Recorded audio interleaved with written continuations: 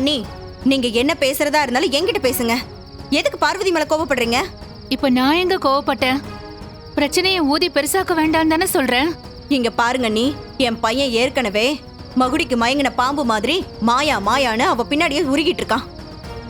இன்னும் அவ பேர்ல கடை எழுதி கொடுத்துட்டு அவளுக்கு மொத்தமாவே அடிமையாகிறதுக்கு நான் விட மாட்டேன். நீ ஏன் பத்மா அப்படி நினைக்கிற? போதும் அண்ணி. அவன் மாசம் 10,000 ரூபாய் சம்பாரிச்சா கூட அவன் என் பிள்ளையா கெத்தா இருக்கட்டும். சும்மா அவ பேச்சுக்கு ஆடுற சீனும் எனக்கு வேண்டவே வேண்டாம்.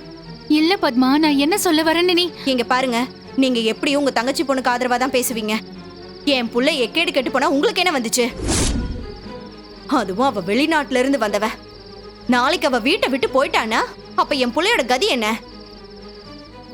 அப்பவும் நீங்க வந்து இப்படி ஆறுதல் மட்டும்தான் சொல்லுவீங்க, வேற என்ன பண்ணுவீங்க?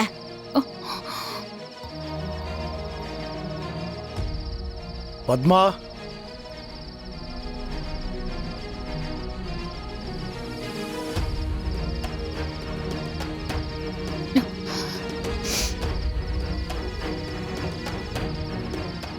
என்ன பத்மா, என்ன பிரச்சனை? கீழே வரைக்கும் கேக்குது உன்னோட குரல்.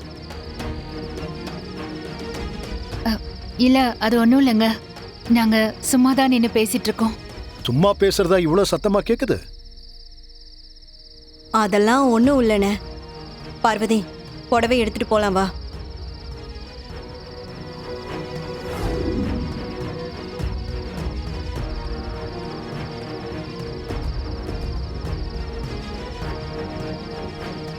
என்ன ஜானகி, இன்னும் சீன பிரச்சனை தான் போயிட்டு இருக்கா?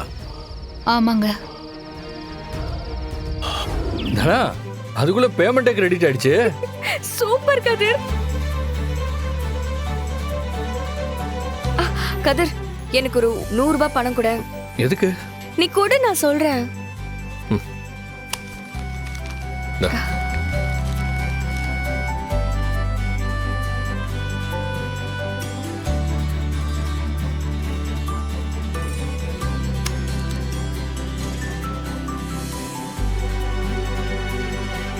அப்படியே முருகா, சமையல் பிசினஸ் ஆரம்பிச்சு ஃபர்ஸ்ட் பேமெண்ட் வந்திருக்கு.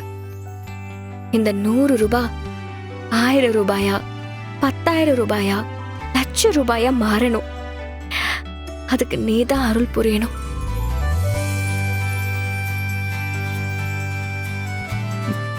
தனா, இங்க பாரு, அடுத்த ஆர்டர் வந்துருச்சு. அப்படியா? சரி சரி, நான் போய் பேக் பண்றேன்.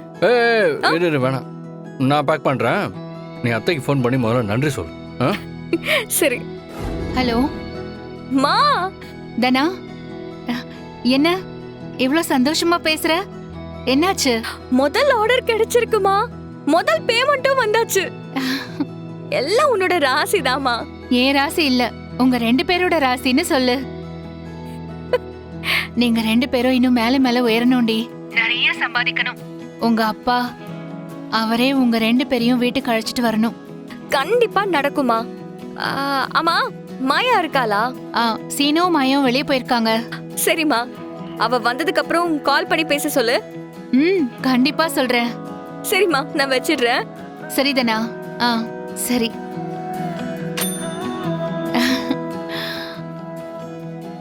பேக் பண்ணியாச்சா? பேக் பண்ணிட்டேன். டெலிவரி பாய் வந்தோடனே கொடுத்து விட்ற வேண்டியதான். சரி. ஏய், அடுத்த ஆர்டர் வந்துருச்சு. சரி சரி. வரிசை ஆர்டர். பாத்தீங்களா அண்ணி, என்னவோ என் பையனோட முன்னேற்றத்துக்கு தான் அவ இப்படி எல்லாம் பண்றான்னு சொன்னீங்க. அவனை எப்படி மயக்கி இந்த கடை எழுதி வாங்கிட்டான்னு பாத்தீங்களா உங்க பொண்ணு? என்ன பத்மா, ஏன் இப்படி எல்லாம் பேசுற நீ? பேசாம நினைச்சாலே ஆத்திரமா வருதுனே. என் வயிறெல்லாம் எரியுது. கடையை இவ பேர்ல எழுதி கொடுக்க கூடாதுன்னு நான் சொல்லியும் என் பேச்ச மீறி இவன் எழுதி கொடுத்திருக்கான்னா அப்போ எந்த அளவுக்கு இவனை மயக்கி வச்சிருக்கான்னு தெரிஞ்சுக்கோங்க. இத பாரு பத்மா, உன் புள்ள கடைய இவ பேருக்கு எழுதி கொடுக்கறேன்னு சொன்னப்போ மாயா வேண்டான்னு தான் சொன்னான். நீ விருப்பப்படாத விஷயத்தை செய்ய மாட்டேன்னு தான் அவ சொன்னான். இந்த விஷயம் தெரிஞ்சு நானும் சீனுவும் சொல்லிதான் அவளை கட்டாயப்படுத்தி கையெழுத்து போட வச்சோம். நீ ஏதாவது சொல்றதா இருந்தா என்னையும் உன் மகனையும் சொல்லு, மாயாவை குறை சொல்லாத. உன் மச்சானே சொல்லிட்டாருல, அப்புறம் என்ன? ஐயோ அண்ணே, உங்களுக்கு விஷயமே புரியல. இவன் தான் என் பேச்ச மதிக்கல, ஆனா இவரு பொண்டாட்டி பேச்சையும் மதிக்கல. இதுக்கெல்லாம் என்னென்ன காரணம்? இவன் நினைக்கிறத இவங்களெல்லாம் வச்சு சாதிச்சுக்கிறா. ஏய், பத்மா, நீ பேசுறது கொஞ்சம் கூட நியாயம் கிடையாது. அண்ணே, இந்த வீட்ல யாருமே என்ன புரிஞ்சுக்க மாட்டீங்களா? எனக்கு ஆதரவா யாருமே பேச மாட்டீங்களா? இவ இருக்கா பாருங்க இந்த ஜாலாக்காரி, நல்லா தாண்டி பேர் வச்சிருக்காங்க உனக்கு மாயான்னு. என் புள்ளை அப்படியே மயக்கிட்டல. அதனாலதான் மருந்து வச்ச மாதிரி கடையோட உரிமையும் உன் பேர்ல எழுதி கொடுத்திருக்கான். என் புள்ள உன் கைக்குள்ள இருக்கான். சாவி கொடுத்து ஆடுற பொம்மை மாதிரி ஆக்கிட்டல. அத்தை, தயவு செஞ்சு இந்த மாதிரி எல்லாம் பேசாதீங்க. என் மேல அவருக்கும் அவர் மேல எனக்கும் நிஜமான அன்பு இருக்கு. நான் என் புருஷனை உயிருக்குயிரா நேசிக்கிறேன். அதனால அவரை மயக்க வேண்டிய அவசியம் எனக்கு இல்ல அத்தை. அவனை ஏமாத்தி எல்லாத்தையும் எழுதி வாங்கிட்டு இப்ப வந்து அவன் தான் எல்லாமேன்னு சொன்னா நாங்க நம்பிடுவோமா? நீங்க நம்பலைங்கிறதுக்காக நான் மயக்கினேன், மருந்து வச்சேன்னு சொல்வீங்களா? இந்த கான்ட்ராக்ட் கிடைக்கணுங்கிறதுக்காக உங்க புள்ளையாதான் என் பேருக்கு எழுதி வச்சிருக்காரு. நீ தாண்டி அவனை இப்படி ஆட்டி வச்சிருக்க. ஐயோ அம்மா, சும்மா சும்மா மாயாவை குத்த சொல்லாதீங்கம்மா. ஏய், நீ பேசாதடா, பேசாத. ஐயோ மாயா, சொல்லு மாயா. தண்ணி வேணுமா, காபி வேணுமா? கேக்குற வேலைக்கார மாதிரி தானே உன் பின்னாடி சுத்தி சுத்தி வந்துட்டு இருக்கான்.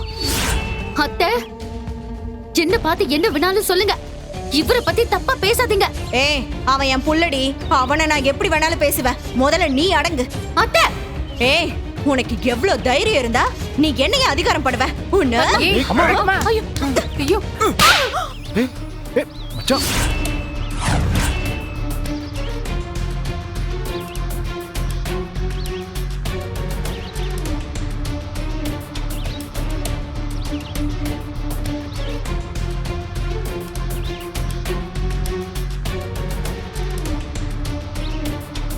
என்ன மச்சான், சட்டன் இப்படி கைய நீட்டிட்டீங்க? என்னதான் இருந்தாலும் கட்டின பொண்டாட்டிய கை நீட்டி அடிக்கிறது தப்பு மச்சான். நான் சிவாவையே எத்தனை தடவை கண்டிச்சிருக்கேன். இப்போ நீங்களும் இப்படி பண்ணா எப்படி? என்னோட பொறுமையை ரொம்ப சோதிச்சுட்டா மச்சா. நானும் பார்த்துக்கிட்டே இருக்க, ரொம்ப ஓவரா போய்கிட்டு இருக்க. ஏடி, அவங்க புருஷன் பொண்டாட்டிக்குள்ள என்னமா பண்ணிட்டு போறாங்க? அதுக்குள்ள நீ ஏன் பூந்து நாட்டாம பண்ணிக்கிட்டு இருக்க? என்னையே அடிச்சிட்டீங்கல்ல. கல்யாணம் ஆகி இத்தனை வருஷத்துல என்ன நீங்க கை நீட்டி இது வரைக்கும் அடிச்சது இல்ல. ஆனா இத்தனை பேருக்கு முன்னாடி என்ன அடிச்சிட்டீங்கல்ல. இனி நான் எதுக்காக இங்க இருக்கணும்? நான் போறேன் அடியே, நான் இங்கிருந்து போறேன்.